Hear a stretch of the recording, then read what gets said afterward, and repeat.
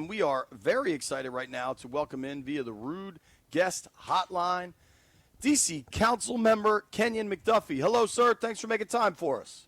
It is always a pleasure. I always make time for you guys. I love listening to you all, and especially when you all are talking about D.C. issues. Oh, yeah. Well, this football team is a pretty big D.C. issue, and it sure seems like the path to them getting a new home is moving. Can you get us up to speed on all things going on with the RFK Stadium site? Yeah, you bet. Yesterday we had a big announcement at the council. Myself, Chairman Mendelson, a couple of my colleagues, Ward 7 Councilmember Felder, all got together to let folks know that we are right on the goal line of this deal. We've got a hearing for a vote that is scheduled for next Friday, August 1st. And so we've got two hearings for public witnesses to come in and government witnesses to come in next week. So if your witnesses or listeners are interested, today is the last day at 5 p.m. to sign up to testify for the hearing next Tuesday. We've got nearly like 500 public witnesses, guys, who want to come down and talk about this deal. I think the majority of them are going to be excited to welcome the Commanders back to Washington, D.C., and that was the announcement that we were making yesterday. We have reached a number of improvements on the deal that we got from the mayor. I tell everybody, the mayor gave us a good deal. The council took some time to do its due diligence to make this deal even better. What are some of those improvements that you're talking about? Yeah, so we increased the revenue. We had an analysis that we got provided that said that we need to make sure that we can maximize revenue generation for the district's bottom line at a time where our finances aren't as strong as they used to be. And so we have produced a deal that is going to increase the bottom line revenue generation for the city for somewhere in the range of $949 billion. That is significantly more than what was initially proposed. We have a community benefits agreement that did not have a number associated with it in the term sheet. After our negotiations with the team, we now have a community benefits agreement for $50 million, including the commitment to linking opportunity to youth sports and youth education with respect to the sports industry. We don't just want kids to be playing football. As much as I love football and want kids to have the opportunity, they're going to be kids who want to know about the sports industry and need to be educated about how they get an opportunity to be a coach or to be a referee or to be a manager or perhaps to be an investor or an owner. These are the types of things that we've been discussing and that we've improved on the deal. Councilman, throughout this process, there's been some ups, some downs, highs, lows. Does this seem like, obviously the vote's next week and you're going to have the public hearings and stuff, but does this seem like it's in the best place it's been to move forward? It feels like it. I mean, I don't know about you guys, but I feel the energy. I was just grabbing something from Costco a little while ago, and half the people who walked up to me didn't have anything to say except bring the team back. He wanted to talk about RFK, and they were excited about it. And so the buzz, the energy around the team, Jaden Daniels, the excitement is all there. And so what we need to do is not fumble this ball on the goal line. All we need to do is punch it in at this point. And so I'm excited about what we have lined up next week in terms of the hearing to hear from the public. We've heard from the public, though, over the last several weeks in town hall meetings with myself, Ward 7 Councilmember Wendell Felder, the mayor. I've gone to meetings with her, Deputy Mayor Nina Albert. And so the public has not been shy in really voicing its opinions about what needed to improve, how we can make things better. But ultimately, what everybody wanted, including some of those voices that we've heard from the outside putting pressure on us, everybody wants to bring the team back and have them play in Washington, D.C. proper, their rightful home. So you talked about this upcoming week, the hearings, and then the vote for next Friday. What is the plan of action after that? Is there another vote? Is there anything else that needs to happen after that? What's kind of the plan after next week? Yeah, not to bog your listeners down in too much minutia of the council's process, but the big deal is Friday, when we have the vote scheduled for this deal. And so after the public hearings occur on Tuesday and Wednesday, as the government witnesses, we're going to hear from the mayor herself and her team. We're going to hear from the commander's team as well on Wednesday. And then Friday's the big day. And so everybody should be watching out for that vote on Friday. You should be calling your council members, letting them know that you support this deal so that we can get this thing done and punch this thing for a touchdown on Friday. We're talking with Washington, D.C. Councilmember Kenyan McDuffie here on the Rude Guests Hotline. We're a week away from the vote. It sure seems like this thing is moving. Councilman McDuffie, I'm curious. Even Chairman Mendelson said this the other day, maybe on our station, that the Commanders have been really good partners in all of this, and good to work with, and easy to deal with, and understanding of the needs of the city. What has your personal experience been working with the team? And let's not be naive here. I'm sure a lot of people stand to make a lot of money, but they also seem to have, they never, to my knowledge, never really tried to play one jurisdiction against another and leverage the best deal they could. They seem to really want to make this happen. Yeah, I think that's absolutely right. They really want to make this happen. And I think it really emanates from the top. Josh Harris, who really is familiar with the Washington, D.C. area, having grown up here, has always been fair. He's been above board, and I think he's really wanted to make sure we got this deal done and brought it back home to Washington, D.C. He knows what it feels like for those stands to shake at the old RFK. He knows what the energy is going to be like once we get this deal done. And I think it's really emanated from Josh Harris and the other team owners all the way down to Mark and the team executives who we've been negotiating with over the last several weeks. It's all been fair. It's all been above board. It's all been in good faith. Obviously, it's a negotiation, so everybody's not going to get what they want. But we think we being the council, myself and then others who really been following this and been involved with this, have really been negotiating hard to make it a better deal for the more than 700,000 Washington, D.C. residents. And we think we've been able to do that. And we think that if you improve a deal where you're generating more revenue around parking, around sales taxes, if you're getting opportunities for small businesses to participate in the contracting opportunities, if you are, negotiating around making sure that Ward 7 residents are, getting prioritized when it comes to the job creation, both the construction, the post-construction stadium jobs, these are the things that were on the table that we've been able to hash out. And I'm excited about all the economic opportunity that's going to flow to Washington, D.C., and all the benefits that residents can count on as a result of this deal. And the Washington Commanders have been, really fair and honest brokers in this process. And I'm excited about not only getting this deal done and voting on Friday, but also looking forward to September 7th and getting that first win. I think a lot of people are excited about this deal being announced and the vote coming up next Friday. My question would be that July 15th date got thrown around a lot as terms of a deadline, and then the president had tweeted some stuff recently talking about the team name and the stadium and different things. Don't necessarily have to get into that, but did that create a sense of urgency to get to the point we are now, or is this just kind of the timeline of where things were going to end up? Well, if you guys have been following, what I've been doing or what I've been saying about the Commanders coming back, I've been pretty consistent for more than 2 years, right? I wrote an op-ed, really talking about the benefits that we would get as a city if the team moved back. And so I've been pretty consistent. I think the other thing that's been really consistent is Washington, D.C. local elected officials understanding that time is of the essence. We understood from day one that there was a sense of urgency associated with getting this deal done. But the council also knew that we have a responsibility to the 700,000 District of Columbia residents to be good stewards of their taxpayer dollars. And we wanted to make sure that we had the best deal before us. We've taken the time over the last several weeks to do just that, to get the economic analysis from our budget office, to have the consultants provide us with the risks that are on the table and how we can best mitigate that while also generating additional revenue.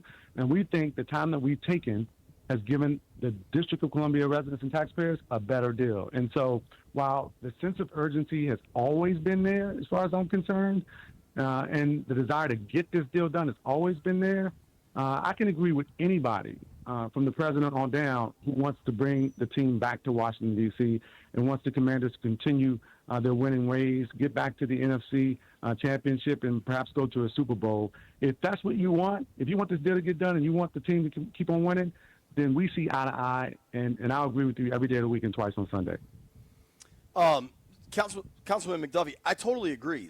I think the mayor's first proposal and then the work you guys have done on the council, able to get more cash, I'm all for the city getting a better deal. And I almost think the Commanders are too. You know what I mean? That's kind of what happens in negotiations. Yeah, no, you start the Commanders here, get to the finish line. Jobs. Yeah, they've always talked about jobs, D.C. residents, putting them first. They've always talked about, the fact that this is not just going to be a stadium. The priority is to bring that anchor stadium to Washington, D.C., but they also know the value that it means for Washington, D.C. to have more housing, right? We're talking about Right. more than 14,000 construction jobs. We're talking about direct spending to the tune of about $15 billion. We're talking about increasing tax revenues at a time when the district needs it. We're talking about thousands of units of housing, including affordable housing for people across incomes that are going to be in Washington, D.C. They're prioritizing the Youth Academy to connect young folks to sports in a way that we haven't and perhaps no other NFL team has done. These are the types of innovative things that we've been talking about with the team, and they've made a commitment to do these types of things. And so to that extent, I think they care about the city. I think they care about our residents. Sure, there are a lot of people that stand and make a lot of money, but they know that the council and the mayor have an obligation to the people who live here, the people who work here, and the small businesses that are based right here in Washington, D.C. So a few things. When I got out of college, I lived on G Street Northeast, and that was like before H Street kind of got redeveloped, and then I was there as that happened. And working, the radio station's down there in Navy Yard and work right by Nats Park, and I've seen that area change tremendously. I know the area surrounding RFK, specifically like simple things like grocery stores, and I've read a lot about these food deserts and how, people in poverty don't tend to be able to have access to good food, right? Like there's plenty of fast food, but if you want to go buy fresh produce, it's harder to get to, right? That's right. Just on H Street Northeast, Navy Yard, from our office on Half Street, I could walk to Whole Foods, Harris Teeter, and 100 little delis. Like, is that part of the plan? Like, let's get a Giant in there. Let's get a Trader Joe's. Like, how much? The stadium is going to be dope, and there's going to be Super Bowls and WrestleMania, and that's going to bring money. The day-to-day stuff for the people that live in that area, how much will that improve? That is absolutely part of the plan. You guys have been around long enough to remember before 8th Street had all that investment and how it's been transformed. I am. Toby's too young, but I am. Yeah. And so, you can walk to one grocery store and a few blocks later along 8th Street, you got another grocery store, right? You got all types of retail and restaurants that are going on in that area. And this is absolutely part of the plan for RFK. You've had 177 acres laid dormant for the most part. You've got the beautiful fields at RFK. You've got pole vaulting, some other things that are happening around there. But for the most part, you haven't had the economic activity that you should have in a place that has access to parks and trails that we can actually open up and make more accessible. So when you talk about at least 30% of the total campus being dedicated for parks and green open space, that's an amazing win for everybody across the district and for people who visit the District of Columbia. When you talk about the connections that we're going to make to Kingman Island, the connections to the Anacostia River Trail, increasing access and recreational opportunities, then you're talking about wins for people across the board. And so it's going to have access to retail. We're talking about restaurants. We're talking about hotels and hospitality. We're talking about a $90 million sports complex that's going to go on that site. And importantly, we're talking about access to healthy food options. You're absolutely right. There are too many parts of the District of Columbia that are still food deserts. And I know, as chair of the Council's Committee on Business and Economic Development, we are working diligently with the mayor, with Councilmember Felder and others who care about these issues to bring a grocery store to this area. Councilmember Felder, I'm going to give him credit and give him a shout out. He has been the #1 champion for making sure that we can attract a grocery store as a part of this comprehensive mixed-use economic development project. Sure, we're going to build a stadium, but it won't just be a stadium. We're also going to build a community up, right? We're going to build up residents. We're going to create opportunities for new housing. We're going to create opportunities for new retail. And a grocery store is absolutely one of the things that we want to make sure is a part of this deal. I think a lot of people are excited about everything that you just laid out, but one concern for a lot of fans is the ability to tailgate and then some of the parking and transportation options there. Could you get into that a little bit, some of the parking options over there, but also what will the tailgating abilities be? Yeah, no, they have a plan that's going to lay out thousands of spaces for parking and a couple of garages. And one of the things that we heard loudly and clearly from the community is that they'd like to consider moving some of the garage areas, because the initial plan, which is really tentative, it's more of a vision for what the site, the renderings for what the site could look like, and I think they're beautiful renderings. But the mayor has said publicly, Councilmember Felder has said publicly, I've said publicly, and the team has said that they are open to perhaps relocating one of the parking garages and really assessing what the flow of traffic looks like.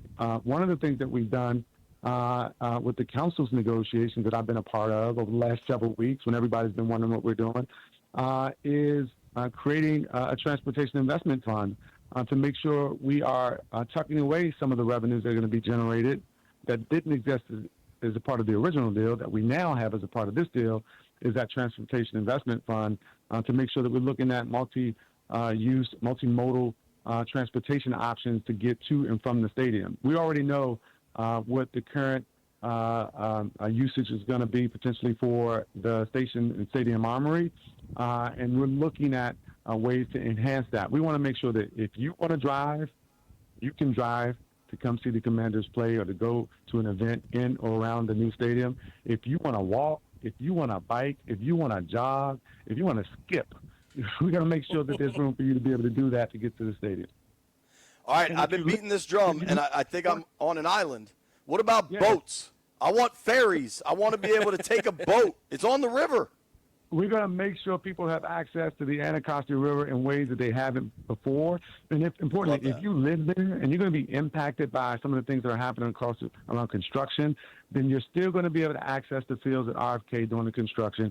And we're going to mitigate any impact to the people who live there. We have been keen to make sure that we consider that. I had a conversation just yesterday with the leadership of the team about more that we're going to do to mitigate the impact on the existing residents. It is a very important priority for us to make sure we get this stadium built in time for 2030 so that we can have a beautiful stadium, potentially host other things like FIFA, like the Olympics.